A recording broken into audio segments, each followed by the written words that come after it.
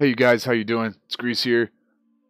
I'm here to break down the dev stream today. We got the first Dauntless dev stream, and I'm gonna break it down for you because it was 2.5 hours, long time to be watching a whole dev stream. And if you didn't want to read the update preview, that's fine. That's why I'm here. We're gonna go over it. We're gonna get right into it, and let's go. All right, so this is the new hunt board. Looks great, in my opinion. It's showing all the Patrol and Pursuit are the ones we already have. We got an additional one, Expedition. Expedition is really cool. It's for those players who are trying to get those gatherable quests done. The gatherable quests are kind of a pain, especially when the maps are constantly random. You never know when you're going to get it. So we got Expedition mode, which actually allows you to pick which biome you go into. It doesn't guarantee what behemoth you're going to be fighting. It just guarantees the biome that you're going to be fighting in. So this is really good for those little quests where you're like the snow biome and you just like have the worst luck and you can't get the snow biome for the life of you. Now you can just pick that snow biome, go over there, get that item that you need, get out, turn that quest in. Patrol works the same way as it is now. You're going a random hunt. You don't know what biome you're going to be hunting in, and you don't know what behemoth you're going to be hunting. It's just random. Same the way it works right now. Pursuit. Don't know what biome you're going to be spawning into, but you know what behemoth you're going to be fighting. That's where you pick the behemoth that you want to fight. Boom, you're in. Now, quest scenario is new. This is really cool. I like what they've done with this because there's a lot of time that you're like, oh, what behemoth do I have to fight? Pop out of the menu, go in there, and you see, oh, okay, I have to do this. Go back to the hunt board. Now you can see it right there, which behemoth you need to hunt in this area, and that's great. I think that's fantastic. All right, moving on. Faction system. So they teased at the concept of faction system. This will be in the May 2nd. They didn't release a whole lot of information about it, but what they did say, each faction will give you you'll be able to earn rep for each faction. Factions are Slayer, Weapon Master, Alchemist. Each faction will have 1 weekly and 2 dailies. 2 daily quests, hunts. The face of each faction would be Katarine Sorrel, Slayer. She's for the Slayer faction. Borman, our boy, gives us all those beautiful weapons. He's a weapon master. Bosun, the guy who gets you all your health pots. He's the alchemist. They did say that you'll be able to buy cells from these. I'm not sure if they're going to be specific to each, but we'll find out later when they release more information. But yeah, so those are all the factions. I'm looking forward to that. I'm going to be with my boy Borman for sure. Moving on, we got they talked about gear. We're getting new set bonuses. They're reworking all the set bonuses. We're going to be getting all those different things, all those different sets worked out. Hopefully we're not going to have a tier 4 that just has one armor set that has aspects on it. So that'll be nice. They overhauled the cell system and they're resocket cells. This is the best news ever.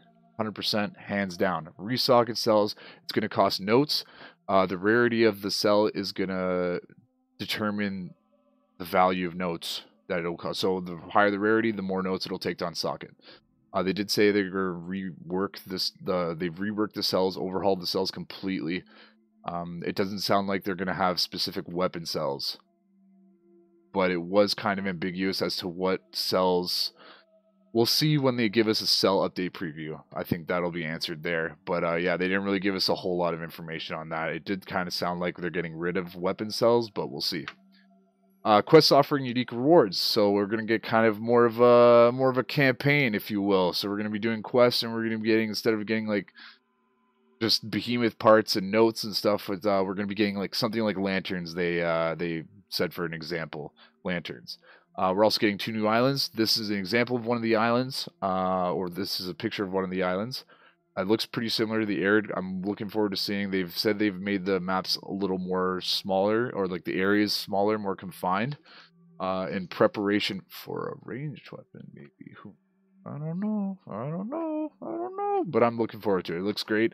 I'm looking forward to new maps in general, because like all the maps that we have right now, I've played on so many times. It's going to be fun to have a little fresh new map to play on. So that's that. Now we're going to hop right into Evergame. This is huge. This is a little image. These images are straight from the update preview. If you're looking for them or you want to know where I got them from, that's where I got them from. Anyway, Evergame, Dire Behemoths. That's what they're going to be calling our alpha behemoths or our end game behemoths. We got them dire behemoths. So they released the names of a few of them. I'm not sure if it's all of them. I'm not sure if there's going to be more, but this is what they released. Say Firebrand Charog, Razorwing Karabak, Frostback Pangar, Bloodfire Embermane, Moonreaver Shrike, and Deadeye Quillshot. Moonreaver and Deadeye are being tweaked to, I guess, be more dire, but we'll see how that goes. They're going to have unique hunt modifiers. So we're going to have... They haven't specified what those hunt modifiers are. They did tease a little in the question section, which I'll get to in a bit. They do have heroic difficulty behemoths. Not sure if those are going to be heroic behemoths or just heroic modifiers to those behemoths, but we'll see. I want to see what it is, because slaying tier 4 is fun, but it could definitely use a little bit more of a challenge now at this point, for sure. New class of gear. Now this gets me super excited. They've released exotic weapons. Here is the sword. This is a shroud sword. Exotic shroud sword. Looks fantastic. 3 eyeballs on it for the shroud. All 3 of those are animated separately. They blink, turn, eye, look around, everything separately. So they're not going to be like in sync and all that. It's going to look really cool. It looks really cool. I'm not a sword user, but damn, that thing's freaking nice. That is super nice. They've said that they're releasing 4 exotic pieces of gear. Now I wasn't really sure. I wasn't sure if they meant, because we have 5 weapons, so it's kind of like, okay, is Warpike going to get the shaft, literally, or like what's going to happen? So I'm not sure if it's 4 types of behemoth sets that we're getting or 4 individual items. We'll just have to find out when they release more information. But yeah, exotic items. I can't wait for an exotic axe or hammer. I really hope those are in the 4, because oh man, those are my babies for sure. Transmog. We're going to be getting transmog, guys. So those of you who, for some reason, don't like the Shroud set and want to use the Stormclaw set, which is pretty sweet. The Stormclaw set is arguably nicer. I like it a lot. But yeah, so you're going to get that option to switch out the sets for the cool sets that you really enjoy, weapons as well. So that's exciting. Rewards confirmed for players who've been playing prior to May 2nd. So, it's been confirmed that we're getting a reward. The reward itself has not been confirmed. Let me just be clear about that. There will be reward tiers for between May 2nd and May 22nd progression. So if you are in that timeline, or if you're playing during that timeline, make sure you get all that stuff done, or as much stuff as you can done, because that is going to reflect what tier beta tester reward you're going to be getting. They did. I'll just go over the questions. Okay, so that's pretty much the update preview. That's all they covered in the update preview. I'm just going to go over a few of the questions that striked conversation and didn't really cover the update preview. Some of them were answered already by the update preview, so I just kind of nailed them down to the ones that are new, stuff like that, ones that we should know about. Will Evergame have a limit or level cap? No talk about levels, but GTES did say that the more time you spend in Evergame, the more you'll be able to show off for it. So it sounds like there's going to be a lot of they're planning on adding a lot of different stuff to Evergame, and a lot of stuff that like will just kind of push our limits to grinding it out and farming that new behemoth. They're farming that faction rep for whatever reason, new armor, weapons, what have you, right? So I think we can look forward to just having hopefully having just a flow of content to really get those, like, that hours, you know? It sounds like they're going for max level 20 and having everybody rocking Shroud or Reza gear kind of thing. Kind of what we have right now. Armor aspects and Elemental, they've already said that they're covering armor aspects. They've reworked them all. Elemental, though, not really an answer to Elemental. It didn't really sound too sure that it's coming into May 2nd. I hope that's not the case, because I think Elemental is a big thing that's been missing from Dauntless since Sharpen Your Skills dropped. I'm very much looking forward to that being back.